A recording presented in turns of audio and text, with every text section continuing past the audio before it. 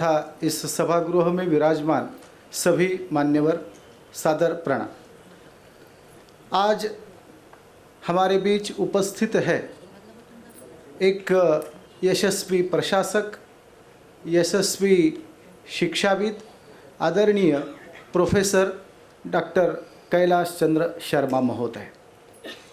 आप वनस्पति विज्ञान के सेवानिवृत्त प्राध्यापक हैं राजस्थान विश्वविद्यालय से, तथा राष्ट्रीय अध्यक्ष है विद्या भारती उच्च शिक्षा संस्थान के। यूजीसी द्वारा सेवानिवृत्ति के उपरांत फैकल्टी फेलोशिप से आपको सम्मानित किया गया है। माध्यमिक से स्नातकोत्तर शिक्षा तक गवर्नमेंट के मेरिट फेलोशिप के धारक भी आप रहे हैं। अध्यापन अनुभव के मोर देन 35 ईयर्स आपने पूर्ण किए हैं। पीएचडी संशोधन के लिए 21 छात्रों को आपने मार्गदर्शन किया है।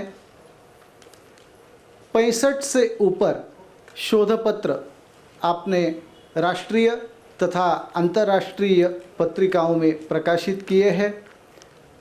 विशेष उल्लेखनीय यह बात है कि आप 4 साल तक कुरुक्षेत्र विश्वविद्यालय के कुलपति के रूप में रहे तथा इस अवधि के दौरान विभिन्न उपलब्धियां विश्वविद्यालय ने प्राप्त की। नैक द्वारा A+ ग्रेड से विश्वविद्यालय को सम्मानित किया गया तथा यूजीसी द्वारा वर्गीकृत स्वायत्तता के साथ एक प्रतिष्ठित रिसर्च एंड इनोवेशन सेंटर विकसित करने के लिए रूसा के तहत HRD मिनिस्ट्री के द्वारा 100 करोड़ का ग्रांट इस विश्वविद्यालय को प्रदान किया गया, तब आप कुलपति थे। इस संशोधन केंद्र की नींव माननीय प्रधानमंत्री श्री नरेंद्र मोदी जी के करकमलों द्वारा स्थापित की गई है। हम सब आत्यंतिक रूप से उत्सुक हैं। आदरणीय सर, आप आइए और हमारा मार्गदर्शन कीजिए। धन्यवाद।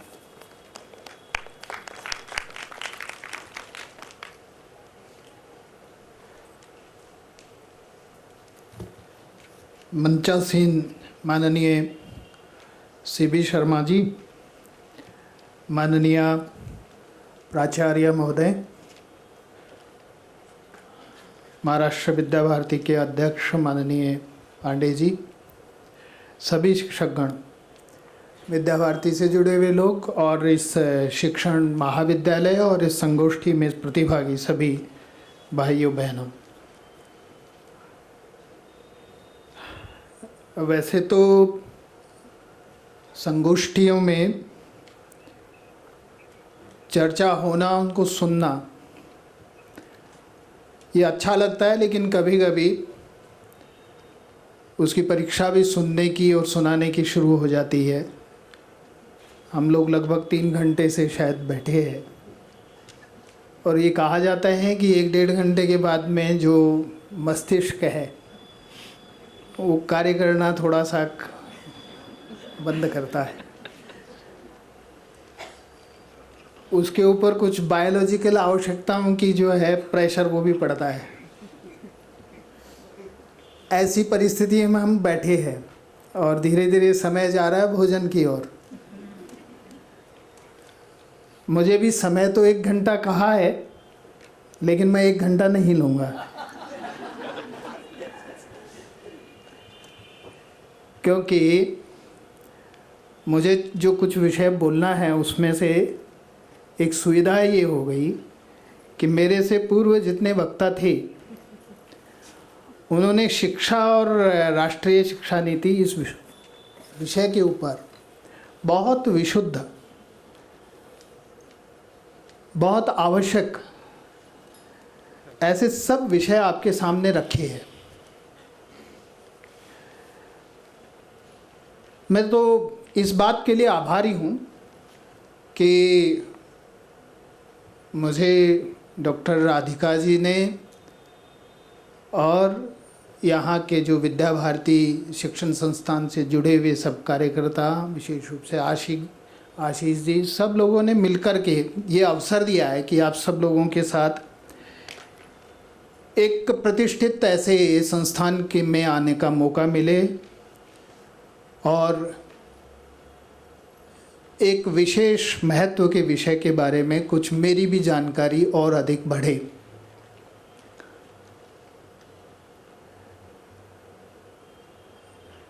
विशेष रूप से हम लोग चर्चा कर रहे हैं राष्ट्रीय शिक्षा नीति 2020 के संबंध में,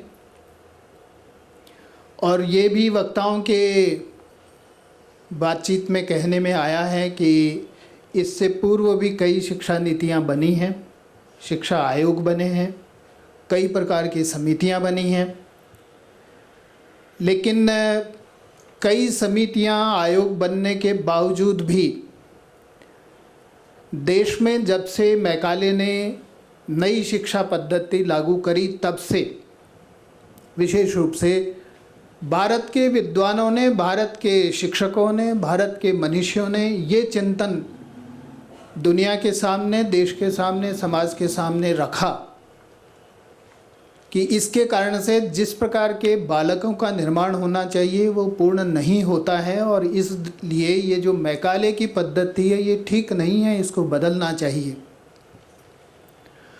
और संक्षेप में एक शब्द प्रयोग किया गया कि भारत केंद्रित शिक्षा व्यवस्था होने की आवश्यकता है। उस भारत केंद्रित शिक्षा व्यवस्था के बहुत सारे आयाम हैं, उसके विस्तार से मैं अभी नहीं जा रहा, लेकिन जितने समितियां, जितने आयोग, जितने नीतियां आई, उनमें उस भारत केंद्रित शिक्षा के कुछ उल्लेख तो हुए, और विशेष रूप से मैं कहना चाहूँगा कोठारी कमीशन और उसके बाद आई हुई नीति, उसमें बहुत सारी बातों का उल्लेख हुआ था। उसमें कैसी शिक्षा चाहिए, कैसा उद्देश्य चाहिए, कैसे लोग चाहिए, समाज निर्माण कैसे लोगों से होता है, ये सब बातों का कुछ उल्लेख हुआ था। लेकिन उसके बाद आई हुई 1968 की जो शिक्षा नीति है उसमें कुछ बातें उल्लेखित हुई, वो ठीक ढंग से लागू नहीं हुई।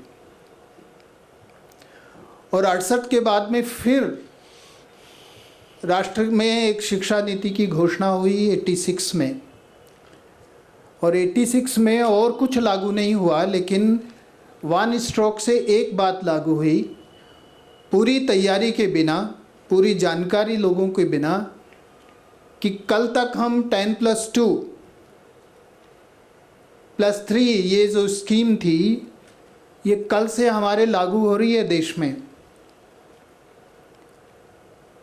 और उसमें एक बात का और उल्लेख था कि हम व्यावसायिक शिक्षा इसको लागू करेंगे 12 क्लास में।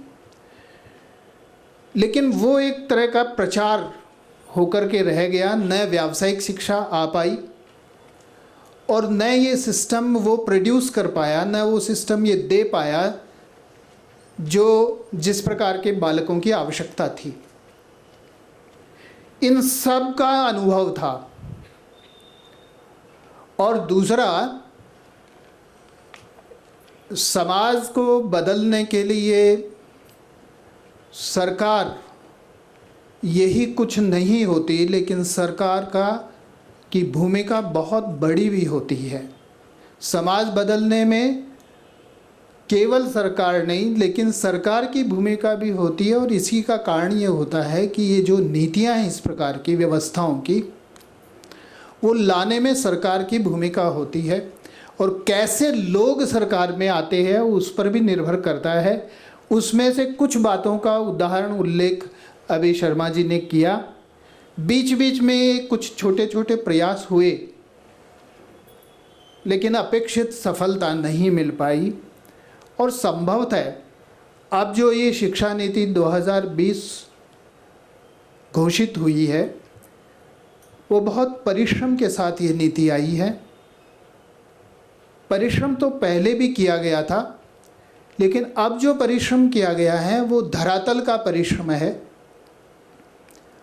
ऊपर से लोग नीचे जा कर के पूछा है तुम्हें क्या चाहिए बच्चे, ऐसे लाखों लोगों के सुझाव लिए गए हैं। विभिन्न एनजीओज, विभिन्न प्रकार के समूह, शिक्षाविद, उनके सुझाव लिए गए हैं और लगभग 5-5.5 वर्ष के बाद में सब कुछ करने के बाद ये नीति आई है। और ये ठीक है कि नीति बनने के लिए बड़े बहुत प्रश्न भरे गए थे। अंत में जो घोषित हुआ है, जिसको सरकार ने एक्सेप्ट किया है, वो कुछ पेजेस की नीति है।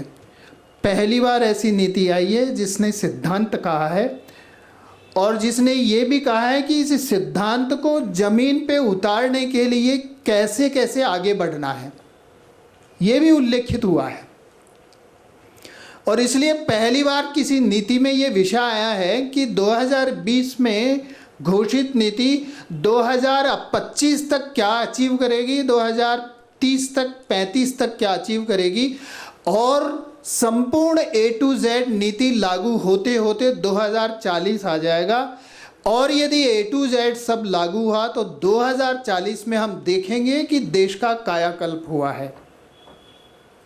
लेकिन ये अक्षर से लागू होनी चाहिए। जितने बड़े नीति की बातें संक्षेप में रोचक ढंग से शर्मा जी ने रखा है कि ये होगा, ये परिवर्तन है, ये होने वाले हैं, ये होने वाले हैं, लेकिन ये होने वाले हैं, इनको धरातल पे उतारने वाले कौन हैं? कहा और नीचे उतर गए, इससे नहीं होता है। चीज़ को धरातल पे उतारने के लिए बहुत कठिन तपस्या करनी पड़ती है। जब ये तय हो गया कि भगवान शिव के जटा में गंगा बह रही है, इतनी स्वच्छ निर्मल गंगा है, धरती पे आ जाए तो धरती उसका उद्धार कर सकती है, पर वो इतने वेग से आएगी कि उद्धार नहीं विनाश भी हो सकता है। तब भगीरथ ने कहा कि मैं अपने कंधों पे उसको लूँगा। वो तपस्या भगीरथ ने की, तब वो स्वच्छ निर्मल गंगा धरती को स्वच्छ करने के लिए धरती पर आई। ऐसी हम पौराणिक कथा सुनते हैं। ये इतनी बड़ी जिसकी व्याख्या हम कर रहे हैं शिक्षा नीति, इसको धरती पे कौन उतारेगा?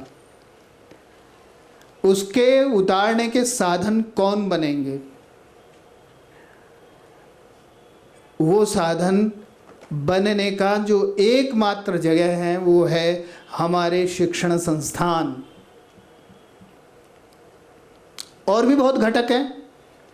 एक तो प्राथमिक घटक शासन होता है, जिसका उल्लेख हुआ। पहले किसी शासन व्यवस्था में ये उद्घोषणा नहीं हुई थी कि देश का प्राइम मिनिस्टर खड़ा हो करके देश को ये आश्वस्त करे कि तुम लोग परिवर्तन करो, मैं तुम्हारे साथ हूं। ये पहला एक उदाहरण है। और केवल घोषणा नहीं, उसके कुछ ही दिन बाद में राष्ट्रपति को निवेदन करते हैं कि आप आइए और कुलपतियों को आप निर्देशित करिए। ये भी एक उल्लेखनीय बात है। सारे देश के कुलपतियों को राष्ट्रपति ने संबोधित किया, तुरंत जाइए अपने कैंपसेस में और इस नीति को लागू करने के लिए प्रयास कीजिए। और दूसरी तरफ शासन व्यवस्था में प्रधानमंत्री ने शिक्षा मंत्रालय को निर्देशित किया। शिक्षा मंत्रालय की ओर से सभी प्रांतों की सरकारों को टास्क फोर्स गठित करने के निर्देश दे दिए। केवल निर्देश नहीं दिए, हर 15 दिन के अंदर उन टास्क फोर्स की प्रगति क्या है, ये प्रगति देखी जा रही है। इसलिए ये जो चीज़ है, ये जो एक आयाम में एक भाग है इसको क्रियान्वयन करना का, वो द्रुत गति से आगे चल रहा है। लेकिन इससे केवल टास्क फोर्स बने, आगे विषय कैसे बढ़ेंगे? इसको धरती पे उतारने के लिए तो बहुत सारे काम हैं।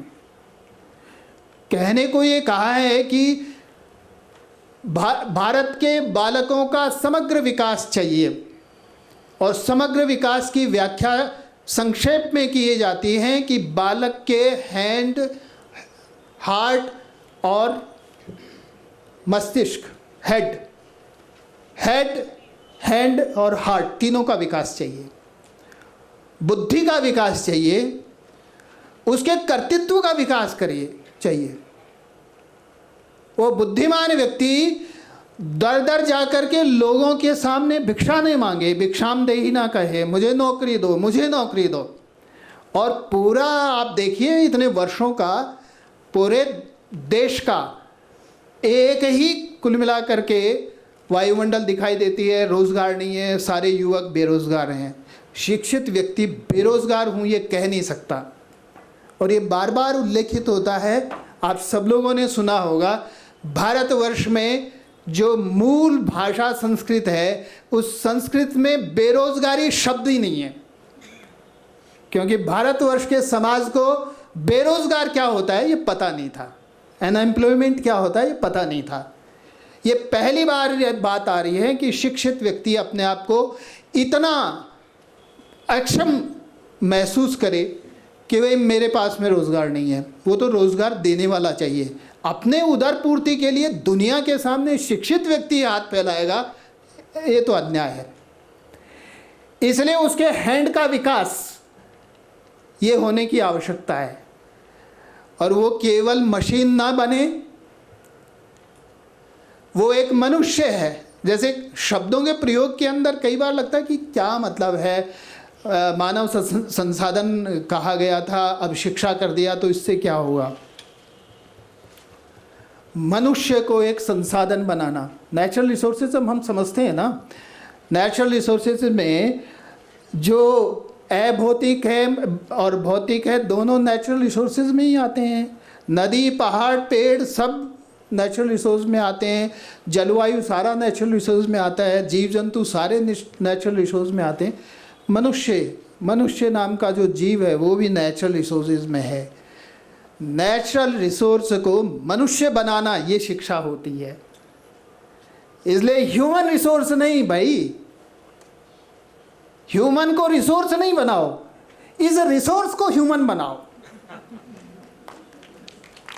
और इसलिए मनुष्य क्या होता है, मनुष्यता के गुण क्या होते हैं, वो बालकों में आने के लिए वो चीज़ उसके सामने रखो तो सही, उसको बताओ तो सही कि मनुष्यता क्या होती है। ये भारतवर्ष की शिक्षा पद्धति में से गायब हो गया था। और इसलिए कहा कि समग्र विकास के लिए इन तीनों बातों का विकास हो, तो ये होने के लिए उसको वैसा सिलेबस चाहिए, वैसा पाठ्यक्रम चाहिए। वो पाठ्यक्रम निर्माण कौन करेगा? सरकार नहीं करेगी वो पाठ्यक्रम निर्माण, ये शिक्षकों को करना है। ये शिक्षक इसको ये पाठ्यक्रम बनाना है। वो पाठ्यक्रम ऐसा पाठ्यक्रम जो इन तीनों का विकास कर सके, इसलिए उसको उस विषय की सारी बौद्धिक जानकारी भी उसको मिले, उसको कुछ स्किल भी उसके साथ में आए, और उसके अंदर मानवीय गुण, नैतिक गुण वो भी उसके अंदर विकसित हो जाएं। ऐसा पाठ्यक्रम चाहिए। वो बाहर जा कर के कहीं खड़ा हो कर के लोगों के सामने अपनी अक्षमता नहीं बताए, तो उसके पहले ही कुछ इस प्रकार की व्यवस्थाएं भी हो जाएं। इसलिए इंडस्ट्री, एकेडेमिया कोलैबोरेशन भी होना चाहिए। इंडस्ट्रीज़ को क्या चाहिए, कैसी इंडस्ट्रीज़, कौन लोग उनको चाहिए, उनके साथ में संबंध स्थापित करिए और पाठ्यक्रम में वो चीज़ लाइए। इसलिए पाठ्यक्रम में ऐसे लोगों को भी लाइए, कॉरपोरेट जगत को भी लाइए पाठ्यक्रम समिति के अंदर। तो इस प्रकार के पूरा पाठ्यक्रम बनाने का काम भी किसका है? उसको एक कैंपस के अंदर एक कैंपस कल्चर का एक महसूस हो, एक वातावरण हो।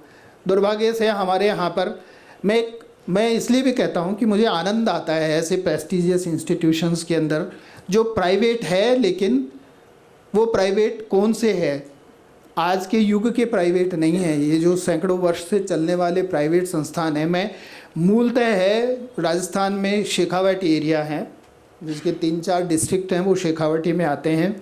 उस शेखावाटी एरिया की भी ये पहचान है कि उसमें ज़्यादातर निजी स्कूल और कॉलेज हैं, और वो भी सैकड़ों वर्ष पुराने चले हुए हैं, और उनके भी ऐसे ही अच्छे स्तर के मैनेजमेंट है उन्होंने संचालित किया है। धीरे धीरे उनके अंदर भी बहुत स्खलन हो गया, बहुत बदलाव हो गया है। लेकिन आज गुणवत्ता वाले संस्थान मैं नाम नहीं ले रहा हूँ, लेकिन जिनको प्राइवेट ऐसे संस्थान जिनको कहते हैं कि यहाँ बहुत अच्छी व्यवस्थाएं हैं, कैसी व्यवस्थाएं हैं, जिनके कक्षाएं वो एसी हैं, वातानुकूलित हैं, जिनको शाम को बच्चों को पीने खाने डांस वगैरह करने की स्वतंत्रता है। ये क्वालिटी एजुकेशन के पैरामीटर नहीं हो सकते। क्वालिटी एजुकेशन के पैरामीटर के लिए बहुत कुछ शिक्षक को तपस्या करके वो वायुमंडल देना पड़ता है। बाहर के वायुमंडल से वो जब उसमें आता है तब वो बदलता है, परिवर्तित होता है। कितने उदाहरण बड़े भरे पड़े हैं। हम लोग रामायण पढ़ते हैं, राम के बारे में, भरत के बारे में हम सब जानते हैं, लेकिन गुरु वशिष्ठ के उस आश्रम में रहने के बाद में राम बनता है और वो कहता है कि पिता ने कहा है और पिता का वचन दुनिया के अंदर नीचे नहीं जाए, इसलिए मैं वनवास जाऊंगा। और भरत उसी वशिष्ठ के आश्रम से निकला हुआ भरत कहता है कि राम तो जाएगा, पिता का वचन राम को करना है पूरा, लेकिन ये राज्य भी राम का है, इसलिए मैं तुम्हारा प्रतिनिधित्व होकर के ही, ये नहीं है कि इधर से कोनी मारी तू जा, जो आज चारों तरफ दिखाई देता है सो कॉल्ड लोकतंत्र के नाम पे। कहीं कोई मर्यादा नहीं, कहीं कुछ नहीं, ये कहाँ से आ रहे हैं? और यही चीज़ें प्रभावी हो रही हैं कैंपसेस के अंदर। कैंपसेस के अंदर वो वायुमंडल चाहिए जो शिक्षकों के द्वारा तैयार होता है, जिसमें से निकल करके यदि विकृतियां हैं समाज में तो विकृतियों को भी जा करके वो छात्र दूर कर सके। बहुत बातें होती हैं अपने देश के अंदर जाति व्यवस्था और उसके नुकसान के बारे में, बहुत व्यवस्थाएं भी की गई हैं कि ये चीज़ें बदलें, लेकिन मैं देखता हूँ कि जितना शिक्षित होकर के युवक बाहर निकलता है उतना ज़्यादा वो जातीय व्यवस्था के में ज़्यादा जकड़ जाता है। उसको, वो शिक्षित व्यक्ति को इन जंजीरों को तोड़ना चाहिए।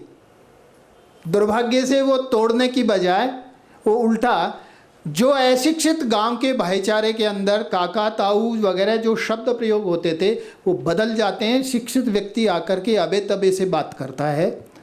शिक्षित व्यक्ति अपने कुल और वंश का एक जिसको गर्व होना चाहिए, गर्व होने के स्थान पर उसको दुरुपयोग करता है दूसरों के ऊपर अत्याचार करने के लिए। जाति के नाम लोग इकट्ठे आते हैं, किसी पंथ के नाम इकट्ठे आते हैं, ये शिक्षित लोग ज़्यादा कर रहे हैं। तो वो वायुमंडल नहीं मिलता कैंपसेस के अंदर, वो वायुमंडल बदलने की आवश्यकता है। इसलिए क्वालिटी समाज चाहिए, उसमें क्वालिटी लोग होने चाहिए, तो क्वालिटी यूथ खड़ा होना चाहिए और क्वालिटी यूथ देने के लिए क्वालिटी इंस्टीट्यूशन चाहिए। और वो क्वालिटी इंस्टीट्यूशन कैसे खड़े हों उसके लिए मूलतः शिक्षक को प्रयास करना पड़ेगा। इसलिए ये जो राष्ट्रीय शिक्षा नीति है ये विद्यार्थी केंद्रित है, लेकिन विद्यार्थी केंद्रित इस शिक्षा के माध्यम से जो इसका मूल वाहक बनने वाला है, जो धुरी बनने वाला है परिवर्तन की, वो शिक्षक बनने वाला है। और शिक्षण महाविद्यालय जो होते हैं उनके लिए तो ये एक तरह का दोहरा दायित्व आ जाता है। सामान्य जो महाविद्यालय हैं उनसे निकलने वाले जो विद्यार्थी हैं वो अपने अपने विषय पढ़ेंगे, कुछ स्किल सीखेंगे, कुछ नैतिक बातें सीखेंगे, समाज में जाएंगे। ऐसे लोगों को तैयार करने के लिए जो शिक्षक चाहिए, उन शिक्षकों का निर्माण शिक्षण महाविद्यालय में होता है। इसलिए दोहरा दायित्व आ जाता है। और इस वजह से ये जो प्रयास है, जो इस प्रबंध समिति का मैं धन्यवाद दूंगा, प्राचार्य जी का धन्यवाद दूंगा कि विद्या भारती शिक्षण संस्थान के लोगों से बातचीत हुई और ये तय हुआ कि हम इसका एक संगोष्ठी का आयोजन करेंगे। क्यों? संगोष्ठी के आयोजन में जो मूल बात होती है, पहली बात होती है प्रबोधन। भाई शिक्षा नीति आई है, जाने शिक्षा नीति है क्या, और यदि ये शिक्षा नीति अच्छी है, एक श्रेष्ठ डॉक्यूमेंट हमारे सामने आया है, तो वो ठीक ढंग से क्रियान्वित हो जाए, वो सबकी आकांक्षा है। देखिए, किसी भी महापुरुष के अब तक, स्वतंत्रता के पहले के और स्वतंत्रता के बाद के किसी भी शिक्षाविद महापुरुष के बारे में सोच लीजिए, समझ लीजिए, हर किसी ने कहा है कि कैसी शिक्षा व्यक्ति को चाहिए और कैसी शिक्षा मिल रही है। विवेकानंद ने तो यहाँ तक कह दिया था कि ये शिक्षा ये व्यक्ति को जीवन की ओर नहीं, ये शिक्षा व्यक्ति को मृत्यु की ओर ले जाती है। सब लोगों ने लगभग शिक्षा के बारे में ये बात कही है, तो ये सर्वमान्य है कि ऐसी शिक्षा चाहिए, और हम लोगों को भी ये बात अच्छी लगती है कि नहीं, ऐसी शिक्षा हमारे देश के युवक युवतियों को मिलना चाहिए। तो ये यदि इच्छा होनी है तो उसके लिए हमें प्रयास करना पड़ेगा। और इस दृष्टि से जो प्रयास के जो विभिन्न आयाम हैं, मैंने एक आयाम के बारे में जैसे उल्लेख किया है कि सिलेबस रिवीजन का एक विषय है, वो करना पड़ेगा। इंस्टीट्यूशंस में जो बाकी वातावरण बदलने के लिए बाकी जो क्वालिटी पैरामीटर्स हैं वो डेवलप करने के लिए जो प्रयास हैं वो करने पड़ेंगे। अभी हम लोग जब यहाँ आए थे उससे पूर्व हमारे कुलपति जी जो हैं, कुलगुरु, उनसे बात हो रही थी, तो ये बात आई कि भाई 2017 के अंदर यहाँ पर नैक की जो विजिट हुई, इस नैक की विजिट के अंदर शर्मा जी भी आए थे। तो उन्होंने ये कहा कि उस समय मैं IQAC का कोऑर्डिनेटर था, विश्वविद्यालय की IQAC का कोऑर्डिनेटर था। ये जो इंटरनल क्वालिटी असेसमेंट की जो कमेटियां हैं, ये हर महाविद्यालय में बन रही हैं क्या, बनी हैं क्या? इतने वर्षों से आग्रह करने के बाद कि नैक की विजिट कराइए, और नैक की विजिट कराने के लिए अपने महाविद्यालय में क्वालिटी असेसमेंट के लिए सेल बनाइए, और अपना इंटरनल धीरे धीरे क्वालिटी बढ़ती जा रही है, इसको असेस करते जाइए। ये इतने समय कहने के बाद भी लोगों ने नहीं बनाया। जो अच्छे स्तर के हैं केवल वहाँ पर ये IQAC बने, और IQAC किसी भी महाविद्यालय की इतनी सुप्रीम संस्था सेल होनी चाहिए कि उसने जो कहा है उसका पालन। क्यों? क्योंकि उस कमेटी ने पूरे महाविद्यालय में असेस करके बताया है कि हमारे फलां विषय का तो अभी तक जो पाठ्यक्रम है 10 वर्षों से परिवर्तित नहीं हुआ, फलां के अंदर चेंज हो गया है, इसमें ये प्रैक्टिकल विषय आने चाहिए, ये स्किल के विषय आने चाहिए, वगैरह वगैरह। हमारे जो स्पोर्ट्स के जो गतिविधियां हैं उनका स्तर नहीं है, कल्चरल गतिविधियां इनका स्तर नहीं है।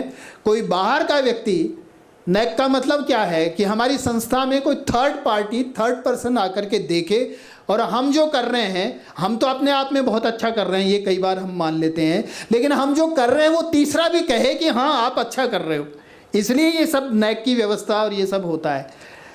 तो हमारे यहाँ पर क्रीड़ा प्रतियोगिता अच्छे स्तर की होती है क्या? कल्चरल प्रोग्राम अच्छे स्तर के होते हैं क्या? बालक बालिकाएं उसमें से कुछ सीख के जा रहे हैं क्या? ये तो ठीक है कि भाई NEP ने कह दिया है कि भाई अब जो क्रेडिट दिए जाएंगे, अब तक जिनको एक्स्ट्रा करिकुलर कहा गया था, वो एक्स्ट्रा करिकुलर नहीं, वो करिकुलम का ही पार्ट होंगे। इसलिए जो कोई अच्छे ढंग से किसी स्पोर्ट्स के अंदर किसी प्रतिभागी बन रहा है, उसमें अच्छा कर रहा है, तो उसको उसके क्रेडिट्स मिलेंगे। इसलिए वो जो आपकी चिंता थी और जो बताया कि उसमें इन्वॉल्व किया है कि भाई कोई यदि बालक बाहर जाकर के किसी स्पोर्ट्स के अंदर महीनों तक प्रैक्टिस कर रहा है, तो वो उसको अटेंडेंस मानी जाएगी। ये प्रावधान करना पड़ेगा, ये संस्थाओं को प्रावधान करना पड़ेगा। ये NEP तो कहती है, लेकिन संस्था को ये प्रावधान करना पड़ेगा। एक ही विषय को पढ़ते पढ़ते एक मोनोटोनी आती है, एक संपूर्ण विकास नहीं होता है। इसलिए कहा गया कि हर संस्था के अंदर मल्टी डिसिप्लिनरी प्रकार की पढ़ाई होगी, सभी विषयों की पढ़ाई होगी। इसलिए नाउ ऑनवर्ड्स ये क्या कहा गया है कि जो स्टैंड ऑन अलोन जो संस्थाएं हैं उनको मल्टी डिसिप्लिन में कन्वर्ट करना पड़ेगा। इसलिए केवल एजुकेशनल इंस्टीट्यूशन है तो उसके अंदर भी अलग अलग विषयों को लाना पड़ेगा, और नहीं तो जो नए खुलेंगे उन नयों के अंदर और वो सभी मल्टी डिसिप्लिनरी टाइप के होंगे। इसके बहुत एक इसकी साइकोलॉजिकल साइंटिफिक वो है कि बच्चा अलग अलग विषयों के बच्चों, अब वो शाम को जाता है हॉस्टल में जाएगा, ठीक है म्यूजिक अच्छा लगता है, लेकिन म्यूजिक के लोग मिलेंगे तो उनके अंदर कोई नई सीखने की बात नहीं आएगी। लेकिन उसके साथ में कोई फिज़िक्स का बच्चा हॉस्टल में है, उससे वो डिस्कस करता है तो उसके अंदर अपने इंस्ट्रूमेंट में सुधार करने के भी कोई नई बात उसको मिल सकती है। ये अलग अलग विषयों के लोग आपस में मिलें, कैंपस में मिलें तो उनका ओवरऑल डेवलपमेंट होने में सहायता मिलती है। और इसलिए इसके ऊपर प्रतिपादन किया गया है कि मल्टी डिसिप्लिनरी इंस्टीट्यूट होने चाहिए। तो या तो नए खुलेंगे वो तो होंगे, लेकिन पुराने वाले जो स्टैंड अलोन है उनको बदलना पड़ेगा। अब हमारे इस एटीट्यूड को बाहर लाना पड़ेगा कि नहीं हम तो इसी में ठीक हैं, हम कैसे बदलें, इसको बदलना पड़ेगा। नहीं बदलेंगे तो 2040 आ जाए, 2080 आ जाए, 2040 में भी हम यही कहेंगे कि नहीं हम नहीं कर पाए। नहीं, ये नहीं होना चाहिए। और इसलिए सिलेबाई में परिवर्तन है, कैंपस की उन बातों में परिवर्तन है, क्रेडिट कोर्सेज देने के लिए जो क्रेडिट्स देने के लिए जो ये बदलाव करने की ज़रूरत है, ये सब बातें हमारे टीचर्स के माध्यम से, क्योंकि संस्थाओं में जितने विश्वविद्यालय हैं उन सब विश्वविद्यालयों में जो बॉडीज़ होती हैं, जितनी कमेटीज़ होती हैं वो टीचर्स की होती हैं। और इसलिए टीचर्स का जो इस परिवर्तन में है ये स्वाभाविक रूप से प्राइमरी रोल होता है, प्रशासन के अंदर भी होता है। अब स्वायत्त ये विषय कहा जाता है और मैं सुनता हूँ बहुत बार, कुलपति था तब कुलपतियों के साथ मिलना होता था तो बहुत बार ये विषय छेड़ा जाता था कि साहब स्वायत्तता नहीं मिलती हमें। और ये बात ठीक भी है, ये कोई वो गलत कह रहे ऐसा भी नहीं है। ओवर दी ईयर्स राजनीतिक हस्तक्षेप विशेष रूप से या ब्यूरोक्रेटिक हस्तक्षेप ये बढ़ता चला गया है, इससे बहुत लोग परेशान हैं। लेकिन यदि कुलपति को या प्राचार्य को काम करने का स्वायत्तता मिली तो वो अपनी टीम को वो स्वायत्तता दे रहे हैं क्या? स्वायत्तता ऊपर से नीचे तक उतरनी ही चाहिए और इसलिए शिक्षक भी स्वायत्त रूप से काम करे। ये जो गर्व से कहते हैं ना शर्मा जी कि हम तो जो है शिक्षक हैं और इसलिए मंचों से कहीं से भी कुछ भी बोल सकते हैं, ये जो स्वायत्तता है, ये स्वायत्तता कार्य करने की, हर विषय में कोई भी प्रस्ताव, नया प्रस्ताव आया और उसके ऊपर अड़चन लगाई कि ये नहीं हो सकता, जाओ, उससे प्रगति नहीं होती है। इसलिए इन विषयों को अपने काम के अंदर नीचे तक उतारना, एडमिनिस्ट्रेटिव ये जो सारे विषय हैं नीचे तक उतारना, ये शिक्षाविदों को लाना पड़ेगा। और जितने भी सुझाव इसके अंदर आए हैं क्रियान्वयन के संबंध में, उन क्रियान्वयन के संबंध में एक एक करके आगे बढ़ते जाना पड़ेगा। ऊपर से प्रारंभ हो गया है इस बार संयोग से। यूजीसी ने भी अपनी 9 कमेटियां बनाई हैं। उन 9 कमेटियों में अलग अलग प्रकार के जो विषय हैं उनकी डिटेलिंग हो रही है। फेज्ड मैनर में कौन कौन सी चीज़ आनी चाहिए। एक बड़ा विषय कहा गया है कि आने वाले समय में एक राष्ट्रीय शिक्षा आयोग बनेगा और राष्ट्रीय शिक्षा आयोग बनने के बाद में कोई नई संस्था खुलती है तो उसको जगह जगह जाने की आवश्यकता नहीं पड़ेगी। आज हम जानते हैं किसी ने कोई कॉलेज खोलना है तो वो सबसे पहले जाएगा राज्य सरकार के पास में एनओसी के लिए।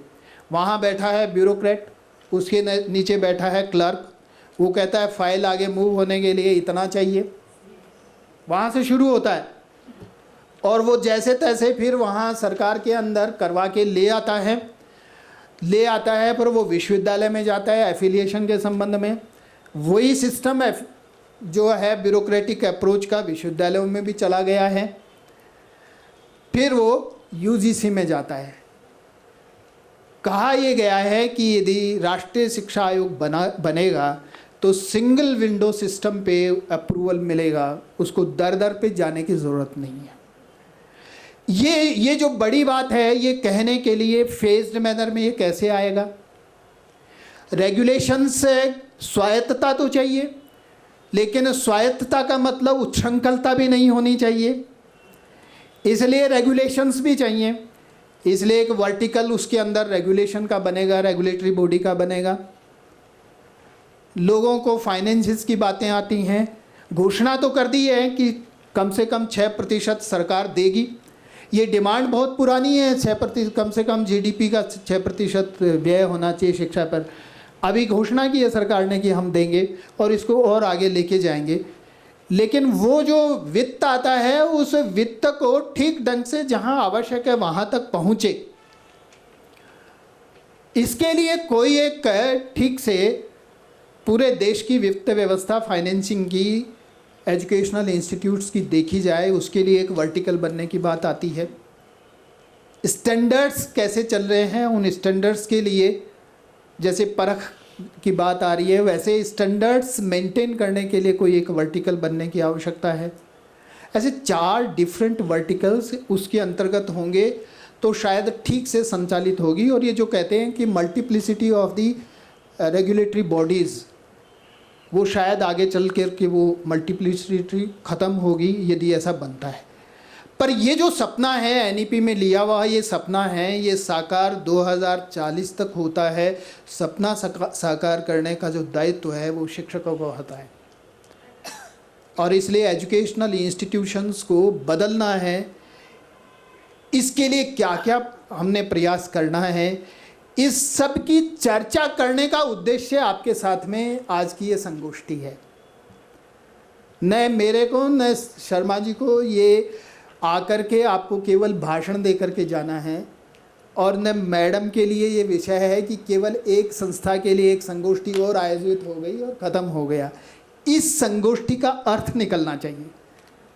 इस संगोष्ठी के प्रतिभागी हम सब लोगों को आगे इस विषय को लेकर के जाने की आवश्यकता है, और अपने स्तर पे जिसको हम कहते हैं एक वचन वाला प्रयास, वहाँ से ये प्रारंभ करने की आवश्यकता है। इसलिए जिस जिस विषय के हम हैं उन विषयों को, क्यूरिकुलम को अपडेट करना, उन इस शिक्षा नीति में कहे हुए विषयों को क्यूरिकुलम में लेकर के आना वगैरह, ये सब प्रयास से प्रारंभ होकर के यदि हमने ये प्रयास किया कि हमारा संस्थान इस एरिया का सर्वश्रेष्ठ संस्थान बनेगा, जो अपेक्षित है शिक्षा नीति में वैसा संस्थान बनेगा, तो उसके लिए हम सब लोगों को प्रयास करना पड़ेगा। लेकिन आप देखते हैं कि भारतवर्ष के अंदर व्यक्ति के बारे में केवल इतना ही नहीं कहा गया है, जो एक शायद अध्यक्ष जी के कहने में आया था कि व्यक्ति का उद्देश्य केवल अपना भरण पोषण नहीं है। भारतवर्ष में व्यक्ति का उद्देश्य अपने साथ के लोगों का भी ध्यान रखना है, और इसलिए एक संस्थान बहुत अच्छी संस्थान बन गई तो आसपास के जो अंडर डेवलप्ड हैं उनको ऊपर उठाने का भी काम उनका है, ये भी काम है। भारतवर्ष का विचार छोड़ता नहीं है व्यक्ति को, जीवन पर्यंत वो कुछ न कुछ करता रहे, अपने लिए नहीं, समाज के लिए, दुनिया के लिए। और फिर हमारे जो महापुरुष हैं वो ये कहते हैं कि भाई ये केवल भारतवर्ष के समाज को ऊपर उठाने का काम नहीं है, भारतवर्ष का लक्ष्य हमेशा विश्व को ऊपर उठाना, विश्व की मानवता को ऊपर उठाना ये लक्ष्य रहा है। और इसलिए भारतवर्ष का ये लक्ष्य कि हम दुनिया को श्रेष्ठतम देखना चाहते हैं, ये लक्ष्य पूरा करना है। तो ये लक्ष्य पूरा करने के लिए भारतवर्ष के युवक युवतियों को तैयार होना पड़ेगा, और वो तैयार होने के लिए श्रेष्ठतम वातावरण में ऐसे संस्थानों में उनको तैयार करने का काम शिक्षकों को करना पड़ेगा। मुझे लगता है कि मैं संक्षेप में जो अपनी बात कहना चाहता हूँ आपको कहा है, और आपने धीरज से सुन लिया। बहुत समय की विकटता के बावजूद भी आप सब लोगों का धन्यवाद।